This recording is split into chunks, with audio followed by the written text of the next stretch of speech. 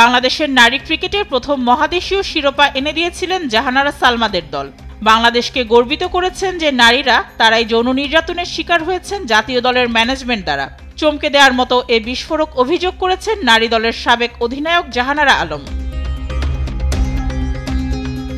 Content creator Riasat আজিমকে দেয়া দীর্ঘ এক সাক্ষাৎকারে জাতীয় দলের সাবেক নির্বাচক মঞ্জুরুল ইসলাম মঞ্জুর নামে অভিযোগ করেছেন অশ্লীল প্রস্তাব ও যৌন নির্যাতনের। এমনকি ওই সময় সহায়তা করেননি কোনো নারী ক্রিকেটারও। বিষয়টি নিয়ে একাধিকবার বিসিবিতে অভিযোগ করলেও প্রতিকার মেলেনি।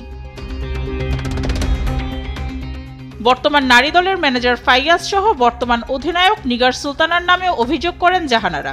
জ্যোতিদের সিন্ডিকেটের কারণে তার ক্যারিয়ারও হুমকির মুখে পড়ে বলে জানান তিনি। তবে যাদের এই অভিযোগের ভিত্তিতে শক্ত অবস্থানে থাকার কথা ছিল তারাই ছিলেন গা ছাড়া। প্রমাণসহ বারবার জানানোর পরেও নেওয়া হয়নি কোনো ব্যবস্থা। বিসিবিও যেন ছিল নিশ্চুপ। জাতীয় দলের একজন ক্রিকেটার এমন বিস্ফোরক অভিযোগ করলে প্রথমে এক প্রেস বিজ্ঞপ্তি দিয়ে প্রত্যাখ্যান করা হয় সেই অভিযোগ, যা প্রশ্নবিদ্ধ করে বিসিবিকে।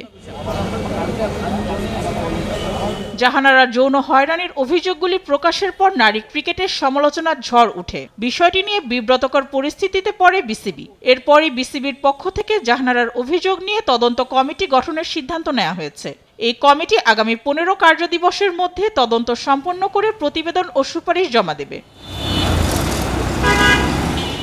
নারী ক্রিকেটের অভিভাবকের কাছেই সুরক্ষিত নন ক্রিকেটাররা। সেখানে অভিভাবকরা কোন ভরসায় মেয়েকে ক্রিকেটার বানাবেন? প্রশ্ন উঠেছে সেখানেই।